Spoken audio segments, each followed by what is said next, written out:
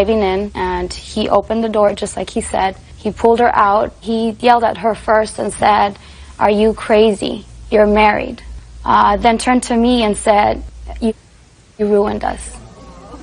And was yelling, and he was out of control, very angry. I didn't say anything. I couldn't believe it. I didn't know what to do. I was scared. Cousin's husband. Correct. Where is your cousin? Is she here? No, she's not. According to what I read, your cousin's husband, Mr. Morales, vandalized your car by kicking it, causing dents in the car. He says he didn't do it.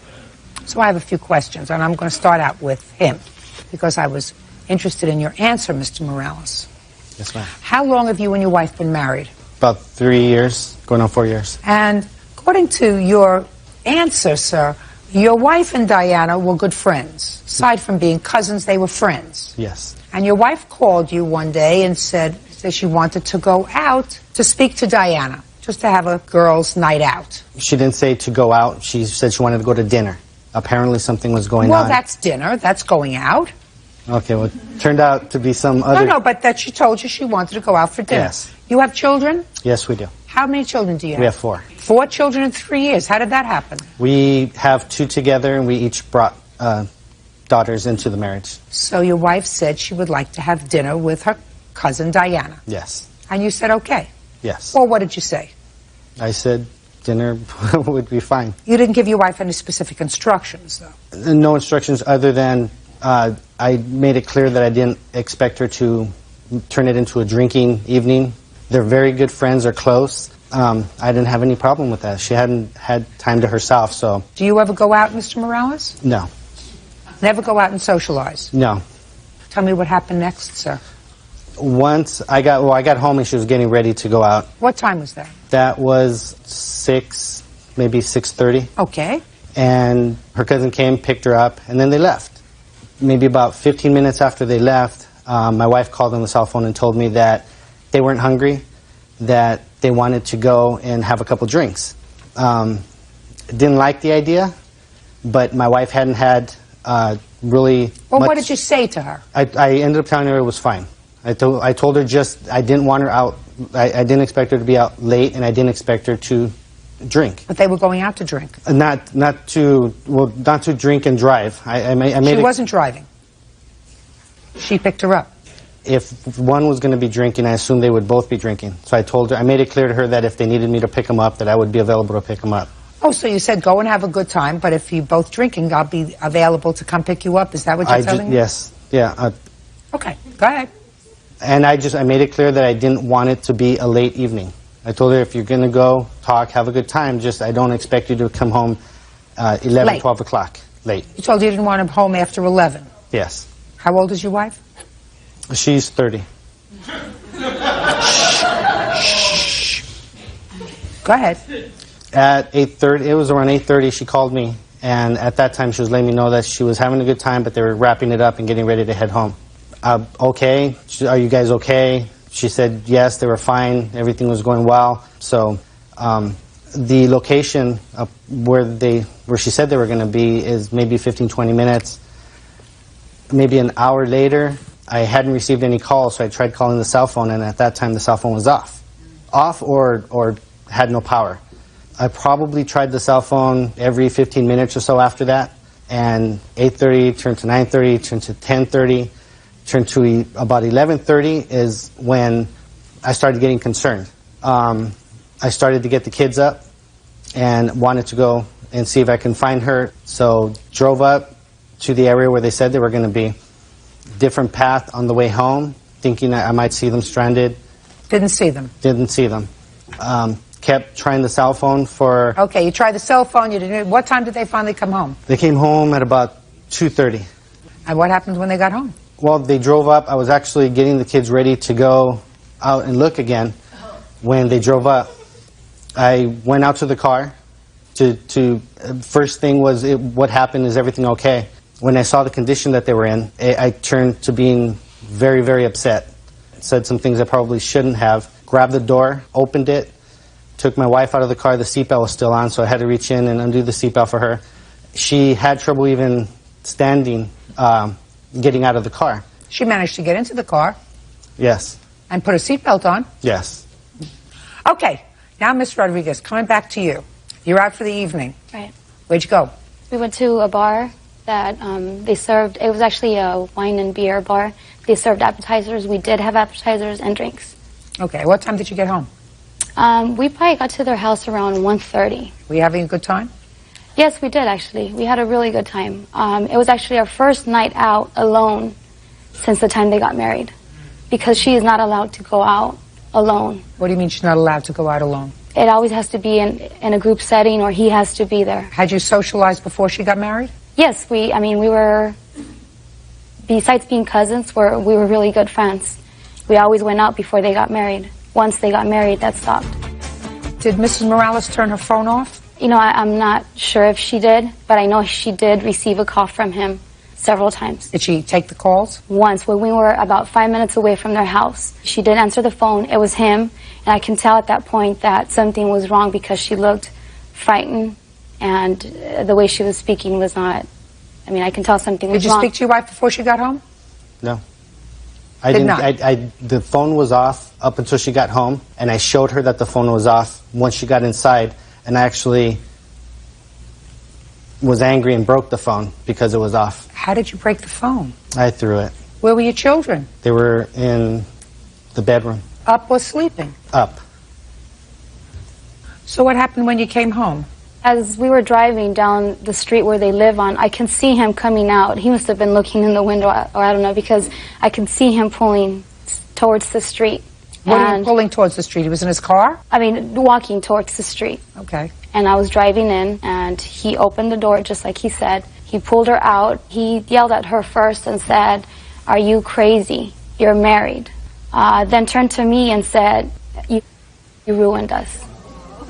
And was yelling, and he was out of control, very angry. I didn't say anything. I couldn't believe it. I didn't know what to do. I was scared. I was frightened.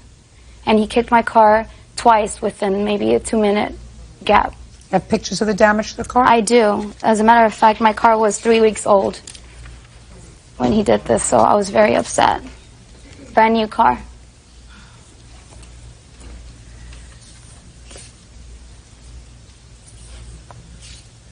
Yes, sir.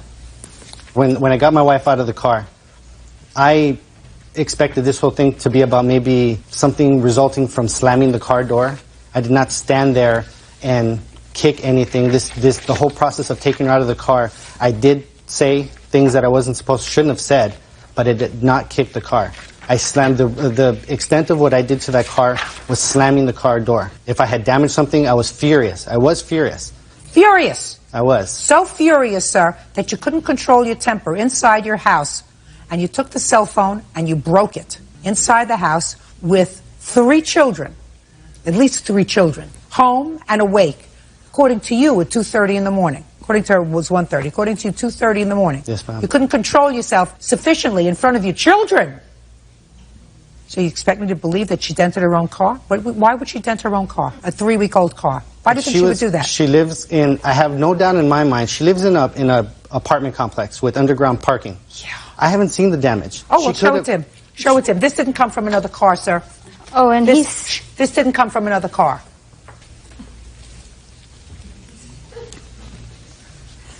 Can I say something? He's seen the damage because I mailed him pictures and a letter about 2 weeks after. Have you spoken to your cousin since? No. I called her the next day because I was concerned. I wanted to know. I left her a message on her cell phone. I just wanted to... She hasn't called you back? No. Ever since then, she's avoided me, and I know she's avoided mutual friends that we have. Well... And actually, maybe, I don't know if she's avoiding them, but he denies her every time someone calls. Mr. Morales, it's not my job to be a therapist, sir. And if you've got your wife so intimidated that she has a fear of maintaining contacts that she's had all of her life, like her cousin, that's very unfortunate. I certainly wouldn't let you do that to me. The fact that you have no interest in going out and socializing with friends is your business. If your wife, every once in a while, needs to get away from the pressures of a full-time job and taking care of 4 children, she's entitled to do that and blow off some steam every once in a while. Don't you think so, Mr. Morales? Yes, ma'am. What's the problem whether she's married or not? Where did you think she was at 1 o'clock in the morning? Did you think she was out sleeping with somebody else? No, ma'am. No. But it's not a matter of the marriage. This was a matter of, all it takes is one mistake of drinking and driving, and it changes everything for my kids. They got home fine, Mr. Morales. They had been drinking. They got home fine. Then you wait until the next day, and you say to your wife, you know, it was dangerous last night. You know, you were drinking, Diana was drinking. I told you I'd be more than happy to come pick you up. You really had me worried. That's not what happened, sir. Mr. Morales, what happened is you lost your temper. Times in the last 4 years has your wife been out for an evening alone without you? Within 5 times. Not very often. Not very often. With friends or off to an emergency room? It's a simple question. With friends? Co-workers. Co-workers? Yes. Out for an evening? No. 4 or 5 times? For what? No, after work, a dinner, banquets, things like that, but not to go out clubbing. You think going out with her cousin is going out clubbing? Yes. She picked him. She may be happy with him. And If not, it's not your business. Can and I see the respect estimate that. to fix your car, please?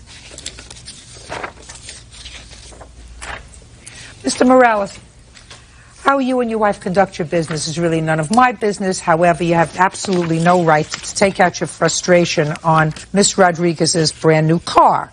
In order to fix her car, it's going to cost $2,600. She probably has insurance to cover it. There's absolutely no reason for her to have to submit this to her insurance because of your hissy fit. Judgment for the plaintiff in the amount of $2,600. That's all. As are excused, you may step out. He just doesn't want to take responsibility for his actions. It wasn't a controlling thing. It was her kind of knowing at what point would, I'd be set off. I don't have a relationship with her. As far as I'm concerned, if she wants to stay married to me, I wouldn't allow them to go out. All right, this case right here is deeply uncomfortable, and it's not even really about the car. It's about control, fear, and crossed lines. So here's what happens. A wife asks to go out for dinner with her cousin. Nothing wild, nothing secret. The husband agrees, but right away you can tell this permission comes with conditions. No drinking, no being out late, and most importantly, constant monitoring. The night changes plans slightly, dinner turns into drinks, the wife checks in at 8:30, says everything's fine, says they're wrapping up. After that, the phone goes off. And yes, that would worry anyone. But watch how he reacts. Instead of staying calm, instead of trusting his wife, he spirals. He wakes the kids up, starts driving around looking for her, calling repeatedly. By the time she finally gets home around 1:30 to 2:30 in the morning, he's already furious. And this is where it goes too far.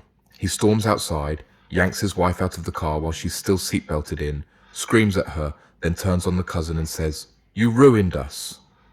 And then he kicks the cousin's car. Not once, but twice. A car that's only 3 weeks old. The husband claims he didn't kick it. The judge isn't buying it, especially after learning that he went inside the house and smashed a phone in front of his children because he was angry. That's the turning point. The judge makes it crystal clear. You don't get to lose control, intimidate people, and destroy property because you're upset. Being worried does not justify violence toward people or objects. And then comes the bigger issue the judge calls out. Why is a 30-year-old woman with 4 kids not allowed to go out with friends? Why has she only been out alone 4 or 5 times in years? Why does she look frightened answering a phone call? That's not protection, that's control. The ruling is simple.